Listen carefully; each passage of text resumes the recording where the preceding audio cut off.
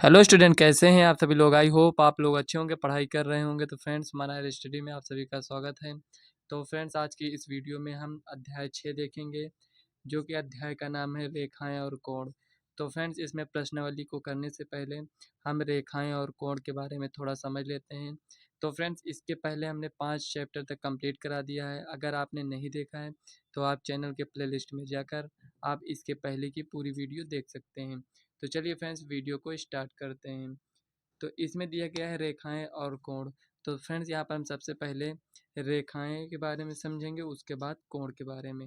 तो चलिए फ्रेंड्स, एक एक कर पहले हम इसको समझ लेते हैं, उसके बाद प्रश्नावली को सॉल्व करेंगे। तो फ्रेंड्स, यहाँ पर जैसा कि आप देख सकते हैं, ये अध्याय 6 है और रेखाएं और कोण। तो सबसे पहले रेखाएं समझते हैं। तो यहाँ पर रेखा एक एक पॉइंट कर कर समझ लेते हैं। तो रेखा किसे कहेंगे। तो मान लीजिए फ्रेंड्स, यहाँ पर एक बिंदु दिया गया है, यहाँ पर एक बिंदु दिया गया है, और इसको अगर मिला देते हैं तो यहाँ पर हमें क्या मिलता है, एक रेखा हमें मिलेगा। रेखा में क्या होता है फ्रेंड्स, इसमें लंबाई होती है और चौड़ाई नहीं होती है, मतलब चौड़ाई रहित होती है। अगर कोई आपसे पूछेगा तो लंबाई ही तो पूछते हैं, चौड़ाई आप देखे होंगे कि आपसे कभी चौड़ाई इसकी नहीं पूछी गई होगी कि मतलब रेखा की चौड़ाई कितनी है। हमेशा आपसे लंबाई ही पूछा जाता है। तो ये हो गया आपका रेखा। उसके बाद रेखाखंड आता है। एक पॉइंट ये हो गया। दूसरा समझ लेते हैं रेखाखंड।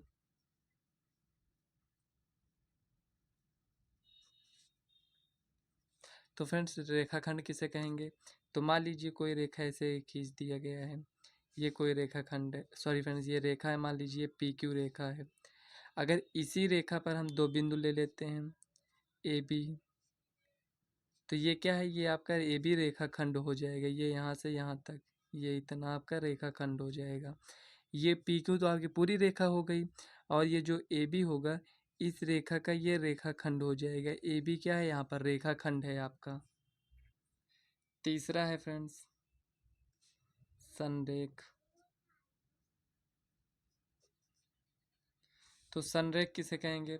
मान लीजिए कोई रेखा है, इसी के ऊपर से एक रेखा और चली गई, मान लीजिए ये पी क्यू है, इसी के ऊपर से ए बी एक रेखा और चली जाएगी, तो उसे हम संरेख कहेंगे। या फिर यहाँ पर पी क्यू, ये आपकी रेखा दिया गया है, यहाँ पर बहुत सारे बिंदु होंगे यहाँ पर, तो ये दो बिंदुओं में जो ये रेखा है, ये आपकी क्या होगी, ये संरेख होगी, क्योंकि इसी रेखा पर ये भी रेखा स्थित है। ये मान लेते हैं यहाँ पर ए, और इसको बी मान लेते हैं, तो इसी रेखा पर तो स्थित है ना ए बी, तो ये आपका संरेख हो जाएगा। चौथा पॉइंट है। पांचवा है फ्रेंड्स प्रतिच्छेदी रेखाएं। प्रतिच्छेदी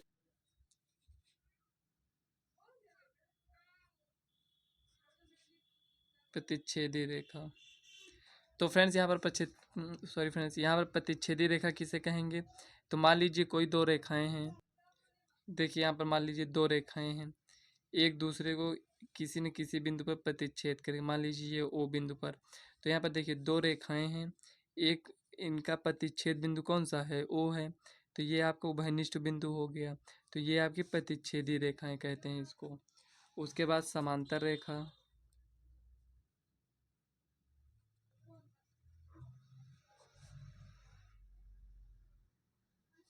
समांतर रेखा फ्रेंड्स किसे कहेंगे। मान लीजिए दो रेखाएं दे दिया गया इस टाइप से। तो फ्रेंड्स, यहाँ पर हम इसको कैसे पहचानेंगे कि ये समांतर है या नहीं। तो इसमें क्या होता है फ्रेंड्स, कि ये जो ए बी और पी क्यू दिया है, दोनों की बीच की दूरी हमेशा समान होगी। जैसे यहाँ से यहाँ की दूरी 2 सेंटीमीटर, तो यहाँ भी 2 सेंटीमीटर होगी, यहाँ भी 2 सेंटीमीटर, यहाँ भी, मतलब हर जगह इसकी 2 सेंटीमीटर। और इसको कितना भी बढ़ाएंगे, इसको अगर हम बढ़ाते जाएं ऐसे ऐसे, तो इसकी बीच की दूरी उतना ही रहेगी जितना यहाँ पर है। जैसे यहाँ 2 सेंटीमीटर है, तो इसको और भी अगर बढ़ा देंगे तब भी इसके बीच की दूरी 2 ही सेंटीमीटर होगी। तो चलिए फ्रेंड्स, थोड़ा कोण के बारे में समझ लेते हैं। कोण। तो फ्रेंड्स, यहाँ पर देखिए कोण को समझने के लिए हम क्या करेंगे, हम इसको यहाँ फिगर बनाते हैं। ये देखिए यहाँ पर ये इस तरह होगा। यहाँ पर देखिए, यहाँ पर क्या, ये मान लेते हैं ये थीटा है। तो इसमें हम कैसे जाने कि ये कोण यहाँ पर बन रहा है। तो देखिए फ्रेंड्स, यहाँ पर क्या होगा, दो किरणें मतलब दो रेखाएं, ये एक रेखा ये हो गया, एक रेखा ये हो गया, और दोनों रेखाएं कहाँ पर मिल रही हैं, यहाँ पर मिल रही हैं। तो इसमें आप देखेंगे कि ये रेखा और ये रेखा जहाँ पर मिलेंगी, और दोनों रेखाओं को देखिए झुकाव है, कितना झुकाव है, थीटा है। तो यहाँ पर आप समझ गए होंगे कि दो रेखाएं हैं, ये एक दूसरे को कहाँ पर मिल रही हैं, यहाँ पर मिल रही हैं। उसके बाद दोनों का झुकाव कितना है, थीटा है। तो इसमें आपका कोण बनेगा। तो कोण के प्रकार भी हैं, तो उनको चलिए समझ लेते हैं। और फ्रेंड्स यहाँ पर ये जो दिया गया है, ये जो कोण बन रहा है, और ये इस रेखा को क्या कहेंगे, ये मतलब जिससे ये कोण बन रहा है उसको हम क्या कहेंगे, तो इसको हम कहेंगे कोण की भुजाएं।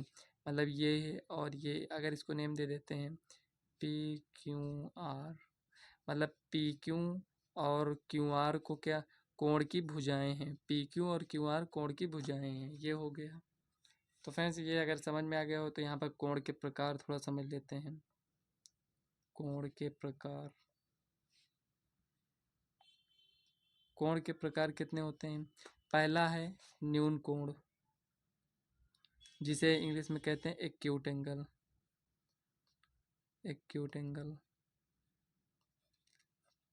न्यून कोण। न्यून कोण किसे कहेंगे, ऐसा कोण जो 90 से कम हो।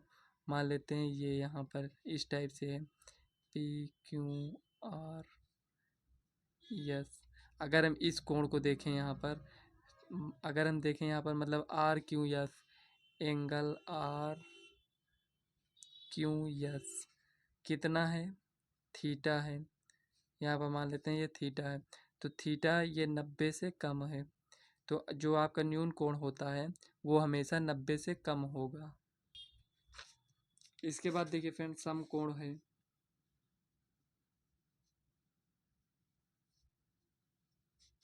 सम कोण में क्या होगा कि देखिए ये इस टाइप से होगा, यहाँ से ये, तो जब दो रेखाएं आपस में मिलेंगी किसी बिंदु पर, तो वहाँ पर वो 90 अंश का कोण बनाएंगे, तो उसे हम समकोण कहते हैं।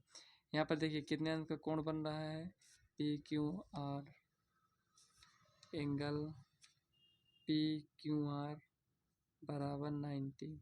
तो समकोण किसके बराबर होगा, 90 के बराबर होगा।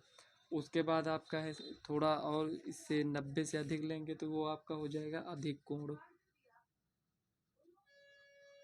अधिक कोण, अधिक कोण में क्या होता है फ्रेंड्स कि ये 90 से तो ज़्यादा होगा लेकिन 180 से कम होगा।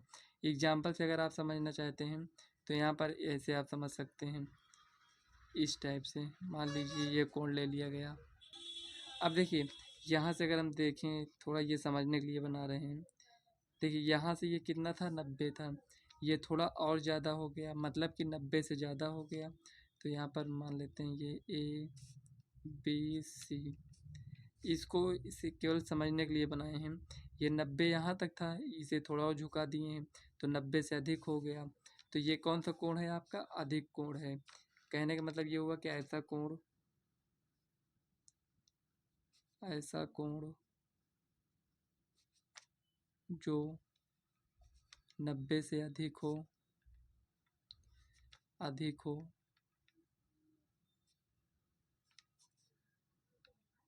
और 180 से कम। तो फ्रेंड्स अगर आप एग्जाम्पल समझ लिए रहेंगे तो आप इसको आप अपने आप से भी लिख सकते हैं। जैसे इसमें हमने लिखा क्या, 90 से अधिक है और क्या 180 से कम है, तो वही हमने यहाँ पर लिख दिया। ऐसा कोण जो 90 से अधिक हो, 180 से कम हो, उसे हम क्या कहेंगे, अधिक कोण। इसके बाद आपका आता है सरल कोण।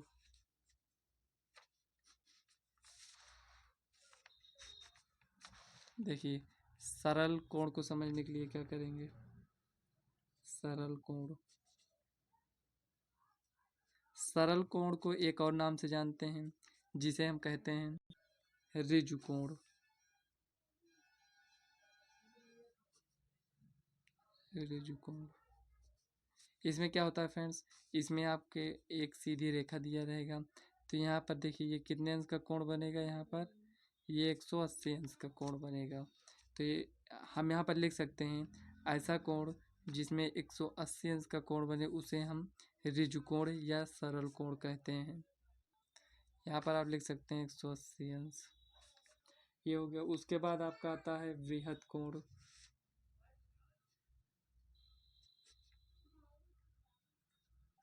वृहद कोण में क्या होगा, 180 से अधिक होगा, 360 से कम होगा।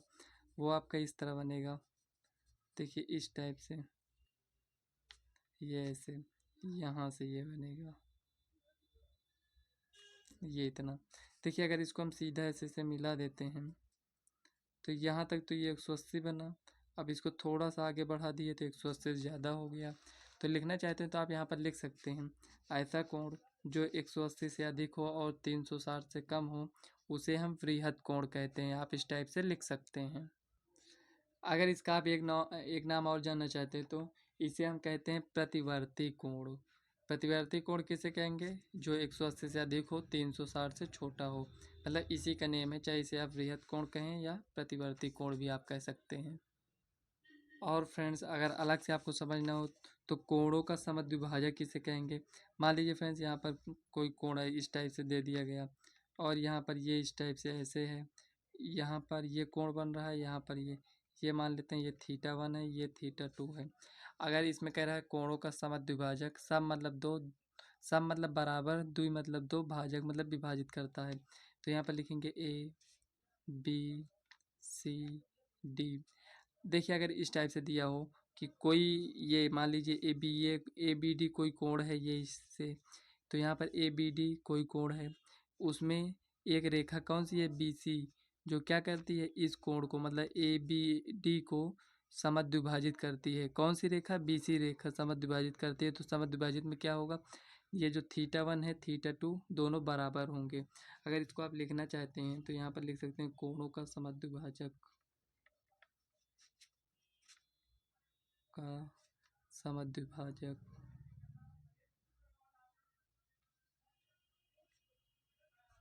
तो देखिए फ्रेंड्स कोणों का समद्विभाजक है, तो यहाँ पर हम क्या लिख सकते हैं, angle A B D.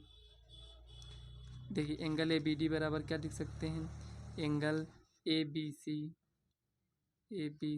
Plus angle C B D. अब देखिए एंगल ए बी डी अगर हमें ज्ञात करना है तो हम क्या करेंगे, ए बी डी बराबर θ1 और θ2, θ1 प्लस θ2। अब देखिए θ1 और θ2 बराबर है, क्यों बराबर है, क्योंकि बी सी रेखा एंगल ए बी डी का समद्विभाजक है। तो यहाँ पर हम लिख सकते हैं θ1 बराबर θ2 है। तो फ्रेंड्स ये सब आपको समझना पड़ेगा, ये सब आपको काम आएगा जो आप प्रश्नावली को करेंगे। अगर ये आप नहीं समझे रहेंगे तो आपको प्रश्नावली करने में बहुत प्रॉब्लम होगी। तो ये अभी से आप इसको समझ लीजिए। तो एंगल ए बी डी बराबर θ1 प्लस θ1 लिख सकते हैं, ये दोनों बराबर हैं। तो यहाँ पर θ1 यहाँ पर लिखें आप, θ2 भी लिख सकते हैं। तो यहाँ पर लिखेंगे एंगल ए बी डी बराबर 2θ1। अगर हमें θ1 ज्ञात करना हो तो 1/2 एंगल ए बी डी। कहने का मतलब ये हुआ फ्रेंड्स यहाँ पर कि अगर हमें θ1 ज्ञात करना होगा तो हम क्या करेंगे, पूरा जो ये बड़ा कोण है मतलब ए बी डी जितना है, अगर उसका हम आधा कर देते हैं तो हमें θ1 पता चल जाएगा। उसी प्रकार से अगर हमें θ1 पता चल गया तो समझ लीजिए θ2 भी उतना ही है। इसके बाद फ्रेंड्स पूरक कोण हम समझ लेते हैं। पूरक कोण, तो देखिए फ्रेंड्स पूरक कोण किसे कहते हैं, जब दो कोणों का योग कितना हो, 90 हो, तो उसे हम पूरक कोण कहते हैं। मान लेते हैं यहाँ पर ये इस टाइप से दे दिया गया है, यहाँ पर ये और ये है, इसको पी क्यू आर एस। तो मतलब कि ये देखिए angle P Q R plus angle R Q S. देखिए फ्रेंड्स जो एंगल लेते हैं उसे बीच में लिखते हैं हमेशा, जैसे पी क्यू आर मतलब ये वाला एंगल लिए तो क्यू बीच में है, इसमें क्यू बीच में है। ये देखिए आर क्यू एस मतलब ये वाला एंगल लिया गया है, तो आर क्यू एस लिखेंगे। इसका योग कितना है, 90। मतलब जब दो कोणों का योग 90 हो तो उसे हम पूरक कोण कहते हैं। इसी की तरह संपूरक कोण है, संपूरक कोण। संपूरक कोण क्या होता है फ्रेंड्स, जब दो कोणों का योग कितना हो, 90 नहीं 180 हो। मतलब कि जब दो कोणों का योग 90 होता है तो वो क्या होता है, पूरक कोण। जब दो कोणों का योग 180 होता है तो उसे हम क्या कहते हैं, समपूरक कोण। तो यहाँ पर देखिए, मान लेते हैं यहाँ पर ये ऐसे है और यहाँ पर ये इतना है। अब देखिए यहाँ पर ए बी सी डी, यहाँ पर ये कोण बन रहा है और यहाँ पर ये कोण बन रहा है। तो अगर हम दोनों को ऐड करते हैं यहाँ पर, तो एंगल ए बी पी, तो यहाँ पर लिखेंगे ए बी पी बराबर angle P B C, P B C. अगर इसको हम जोड़ते, मान लीजिए यहाँ पर एंगल नहीं दिया है अभी, अगर एंगल यहाँ पर दिया होता तो हम दोनों को जोड़ते, यहाँ पर प्लस रहेगा। अगर दोनों को जोड़ते, अगर उसका योग 180 आता तो हम कहते ये समपूरक कोण है। इसके बाद एक कोण और है, शीर्षाभिमुख कोण, विमुख कोण, कोण। तो फ्रेंड्स, शीर्षाभिमुख कोण किसे कहेंगे, जब दो रेखाएं एक दूसरे को आपस में प्रतिच्छेद करती हैं। तो यहाँ पर देखिए, ये रेखाएं और ये रेखाएं एक बिंदु यहाँ पर ये प्रतिच्छेद कर रहे हैं, इस बिंदु को हम ओ मान लेते हैं। ये रेखा यल है, ये रेखा यम है। तो यल यम रेखा दोनों को एक दूसरे को ओ बिंदु पर प्रतिच्छेद करती हैं। तो शीर्षाभिमुख कोण क्या होता है, देखिए ये कोण आपके बराबर होगा और इधर ये कोण के बराबर होगा। मतलब आमने सामने कोण बराबर होते हैं, किसमें, शीर्षाभिमुख कोण में। उसके आगे आपका है आसन्न कोण। तो फ्रेंड्स, ये जो आसन्न कोण होता है इसको आपको ध्यान से समझना है। बहुत सारे स्टूडेंट इसमें डाउट में रहते हैं, आसन्न कोण किसे कहेंगे। तो देखिए फ्रेंड्स, आसन्न कोण में ये होता है कि मान लीजिए ये ऐसे कोई एंगल हमें दे दिया गया है इस टाइप से, ये एक एंगल ये है, एक एंगल ये है। तो इसको हम मान लेते हैं पी क्यू आर यस। आसन्न कोण किसे कहते हैं, आसन्न कोण में ये होता है फ्रेंड्स, इसमें देखिए ये जो भुजा है, सॉरी फ्रेंड्स, ये रेखा ये रेखा ये रेखा तीनों यहीं पर मिल रही हैं। और अगर इस कोण को हम लेते हैं तो ये वाली मतलब क्यू आर रेखा आएगी इसमें, और अगर इस कोण को लेते हैं तब भी ये क्यू आर आएगी इसी में। तो ये क्या होता है, इसमें आसन्न कोण होता है। तो फ्रेंड्स, हम समझ सकते हैं कि आपको अभी भी ये थोड़ा अच्छे से नहीं समझ में आया होगा। तो यहाँ पर देखिए हम लिखते हैं, उसके बाद आपको सही समझ में आ जाएगा। तो देखिए फ्रेंड्स, जो आसन्न कोण है उसे हम पहले लिखते हैं और जो आसन्न कोण नहीं होगा उसे हम लिखते हैं। तो खुद ही आपको अच्छे से समझ में आएगा। तो देखिए फ्रेंड्स, यहाँ पर हम क्या करेंगे, एंगल आर क्यू एस तथा देखिए आर क्यू एस तथा आर क्यू पी या पी क्यू आर लिख सकते हैं, तथा आर क्यू पी। ये जो आर क्यू पी लिखा है इसको हम पी क्यू आर भी लिख सकते हैं, आप लिख सकते हैं। तो यहाँ पर एंगल आर क्यू एस तथा एंगल आर क्यू पी आसन्न कोण हैं, आसन्न कोण हैं। ये हो गया। अब देखिए आसन्न कोण कब नहीं होगा ये आपको अब समझना है।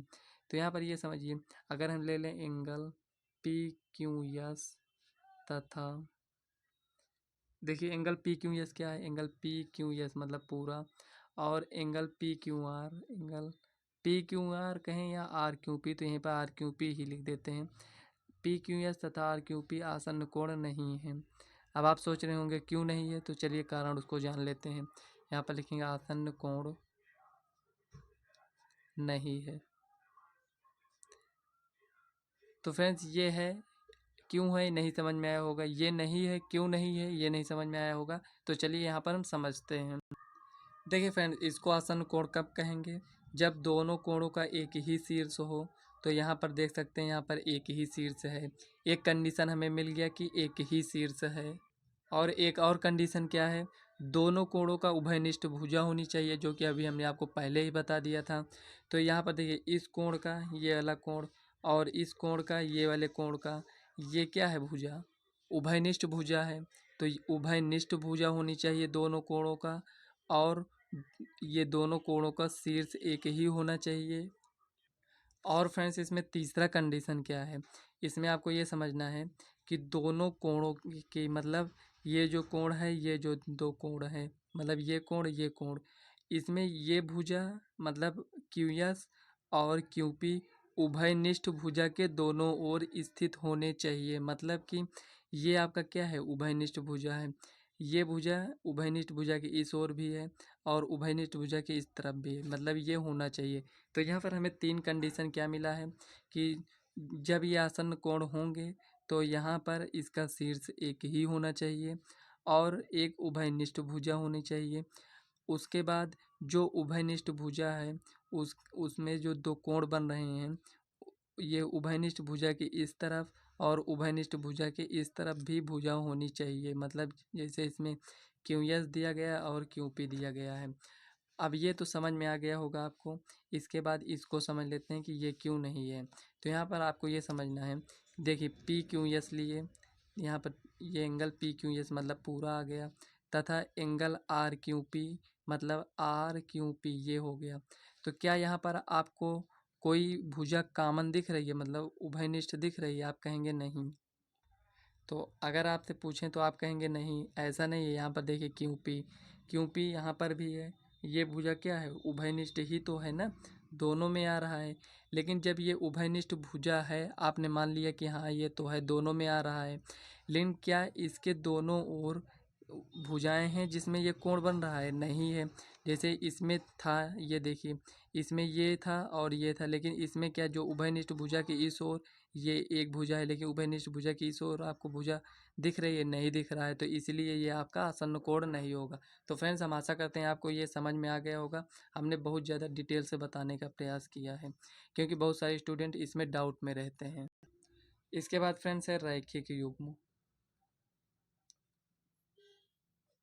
तो रैखिक युग्म फ्रेंड्स किसे कहेंगे, जब वही मतलब फ्रेंड्स जो संपूरक का है उसी तरह रैखिक युग्म का भी है। इसमें क्या होता है, 2 कोणों का योग 180 होता है। यहाँ पर देखिए, रैखिक युग्म कब होता है, मतलब 2 कोण, जरूरी नहीं है कि 2 ही कोण हो। यहाँ पर ये इस तरह इस टाइप से भी हो सकता है। अगर इस कोण का अगर हम ऐड करते हैं, तीनों को जोड़ते हैं, तो यहाँ पर कितना आना चाहिए, 180 आना चाहिए। तो रैखिक युग्म में ये होता है।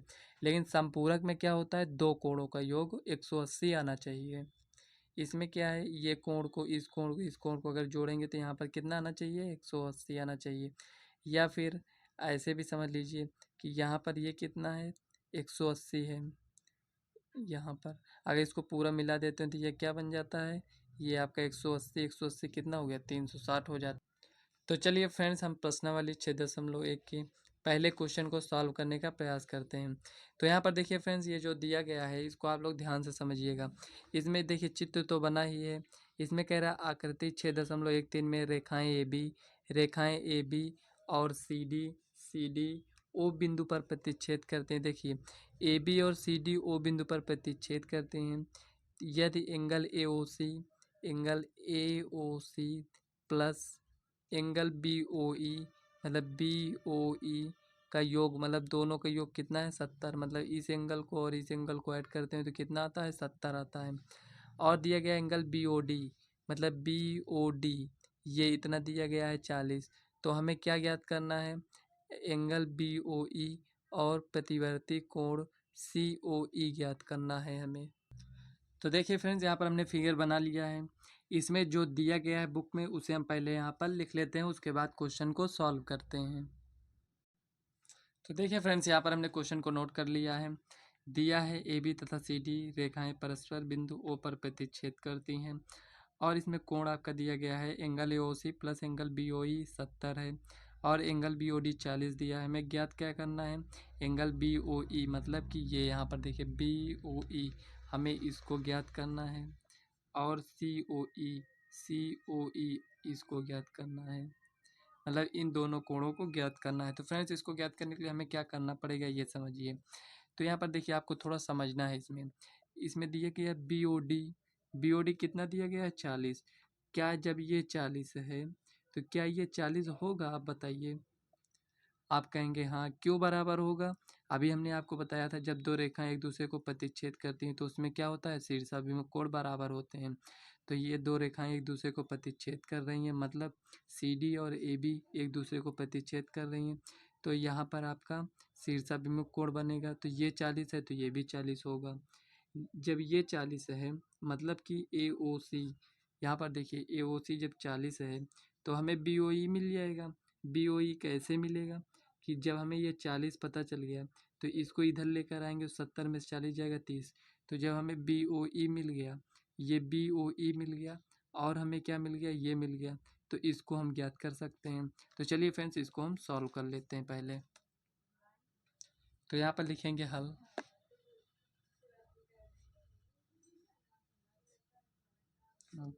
एंगल BOD बराबर एंगल AOC क्यों बराबर होगा, शीर्षाभिमुख कोण।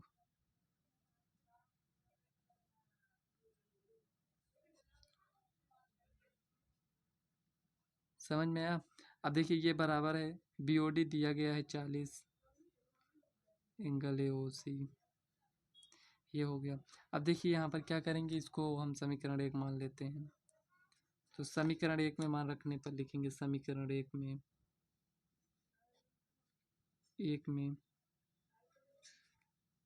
एंगल AOC का मान रखने पर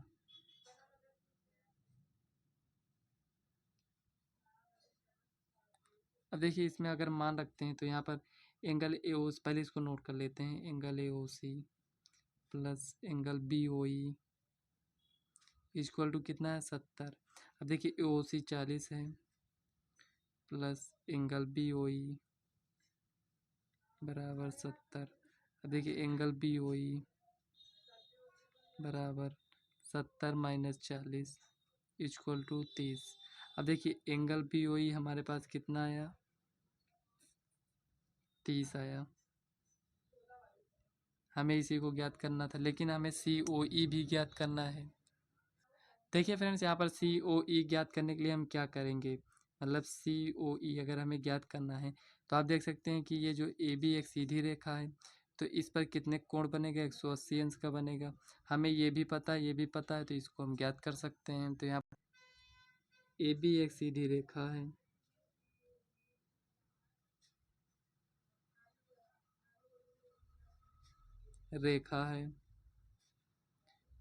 देखिए यहाँ पर एंगल कौन कौन सा, angle AOC plus angle COE plus angle BOE बराबर कितना होगा, 180। सीधी रेखा पर कितने अंश का कोण बनता है, 180। अभी हमने आपको डिटेल से बताया था। तो फ्रेंड्स इसीलिए हमने आपको डिटेल से बताया था कि आपको क्वेश्चन को लगाने में कोई प्रॉब्लम ना हो। अगर आप उसको सही देखे होंगे तो यहाँ पर आपको क्वेश्चन को लगाने में कोई प्रॉब्लम नहीं होगी। तो देखिए AOC कितना है हमारे पास, 40 है। COE कितना है, यही तो ज्ञात करना है, प्लस एंगल BOE कितना है हमारे पास। तो यहाँ पर देखिए BOE अभी अभी आपने ज्ञात किया था 30 इक्वल टू 180। देखिए 40 30 70, तो यहाँ पर लिखेंगे 70 प्लस एंगल COE बराबर 180। अब अगर हमें COE ज्ञात करना है तो एंगल COE बराबर 180 माइनस 70 इक्वल टू 110। देखिए एंगल COE बराबर 110 और एंगल BOE बराबर 30 अंश। तो यही फ्रेंड्स आपका फाइनल आंसर हो गया और इसी को आपको ज्ञात करना था। तो फ्रेंड्स कोई भी डाउट हो आप कमेंट कर पूछ सकते हैं। तो फ्रेंड्स हम आशा करते हैं आपको जो अभी तक हमने आपको बताया है वो समझ में आया होगा। अगर फिर भी उसमें कोई भी डाउट है तो आप कमेंट कर पूछ लीजिएगा। तो चलिए फ्रेंड्स इस वीडियो को आज हम यहीं तक रखते हैं। अगर वीडियो आपको पसंद आए तो वीडियो को लाइक व चैनल को सब्सक्राइब कर लीजिएगा ताकि आने वाले वीडियो का नोटिफिकेशन आप तक सबसे पहले पहुँचे। तो चलिए फ्रेंड्स मिलते हैं नेक्स्ट वीडियो में, तब तक के लिए बाय।